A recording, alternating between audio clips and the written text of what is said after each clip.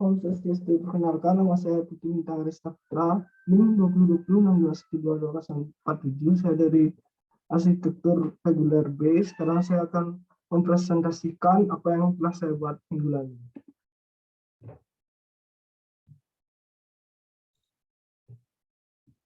Yang pertama ada transisi arsitektur abad 19-20.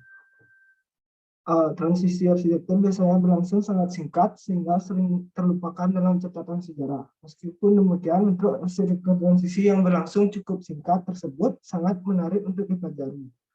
Perubahan bentuk dan gaya dalam dunia arsitektur sering didahului dengan perubahan sosial yang terjadi di dalam masyarakatnya. Peralihan dari abad 19 ke abad 20 di dunia dipengaruhi oleh banyak perubahan dalam masyarakatnya. Yang pertama, ada arsitektur modern mulai berkembang akibat adanya perubahan perkembangan dalam teknologi sosial dan kebudayaan yang dihubungkan dengan revolusi industri tahun 1760 sampai 1863. Adapun tanggung waktu pada perkembangan arsitektur modern dapat dibagi sebagai berikut. Yang pertama, periode pertama berlangsung 1900 sampai 1929. Mulai tahun 1890-an sampai dengan 1930-an, ciri-ciri berikutnya di periode 1 adalah ruang yang dirancang harus sesuai dengan fungsinya, struktur hadir secara jujur dan tidak perlu dibungkus dengan bentukan masa lampau, artinya tanpa ornamen. Bangunan tidak harus terdiri dari bagian kepala, badan, kaki, fungsi sejalan atau menyertai dengan wujud tokoh-tokoh yang berpengaruh dalam periode ini antara lain Louis Sulpilan, Frank Lloyd Wright, Le Corbusier, Walter Gropius, Ludwig Mies van der Rohe. Dan berikutnya periode kedua berlangsung 1930 dan 1939. Pada periode ini, perkembangan arsitektur modern sudah sampai di seluruh Eropa, Amerika, dan Jepang. Karakteristik bentuk dan tampilan dengan gaya internasional style atau universal style dari arsitektur modern pada periode ini diwarnai oleh tipe-tipe tampilan baru, yaitu tampilan dengan memperlihatkan penggunaan bahan-bahan lokal setempat.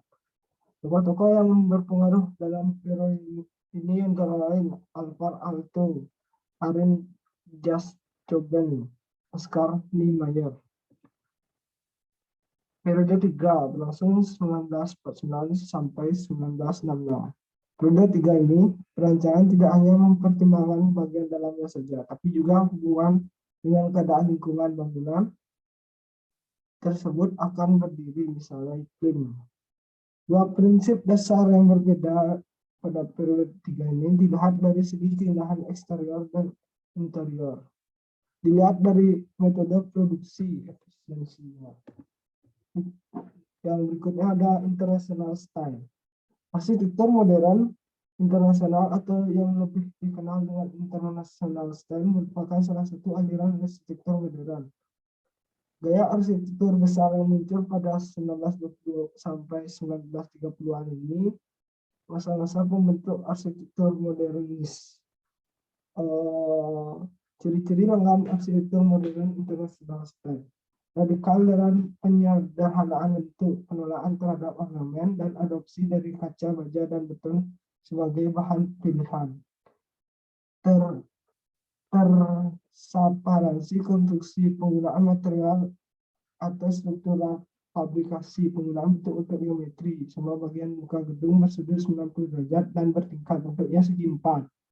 Jendela tersusun sejarah garis horizontal dan membentuk satu garis beraturan, meminimalisir ornamen untuk mengikuti fungsi.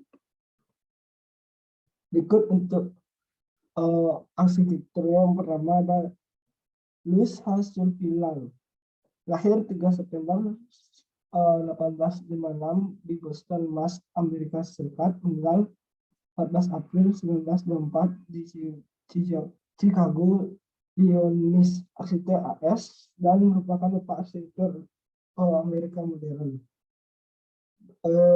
Berikut ada contoh-contoh bangunan yang telah dibuat.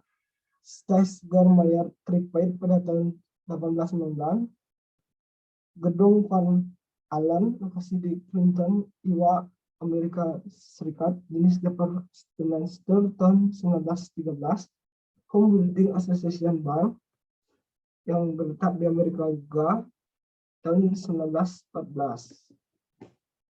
Yang kedua ada Walter Gropius, lahir 18 Mei 1883 di Berlin, Jerman, meninggal 5 Juli 1969 di Boston, Mass, Amerika Serikat. Arsitek dan pendidik Jerman Amerika, putra seorang arsitek. Yang berikut adalah merupakan jenis bangunan yang telah dibuat. Dessau Bauhaus, lokasi di Jerman. Yang kedua ada Gopris House tahun 1938, berlokasi di Lincoln, Amerika Serikat. Agus Victory tahun 1925 yang berletak di Jerman. Yang terakhir Oscar Niemeyer, Solarsville, lahir di Rio de Janeiro, Brasil, meninggal 5 Desember 2012 di Rio de Janeiro juga. Arsitektur Brasil, eksponer awal arsitektur modern di Amerika Latin, khususnya terkenal karena karyanya di Brasilia, ibu kota baru Brasil. Oscar Niemeyer Museum, Curitiba, Copan Building, Sao Paulo, The Crowd of San Francisco, Assis, Pampulha, yang bisa dilihat sebagai berikut gambar-gambarnya, adalah sebuah bangunan yang telah dibuat oleh Oscar Niemeyer. Sekian presentasi dari saya. Jika ada salah pengucapan atau salah kata, saya tutup dengan prasasti.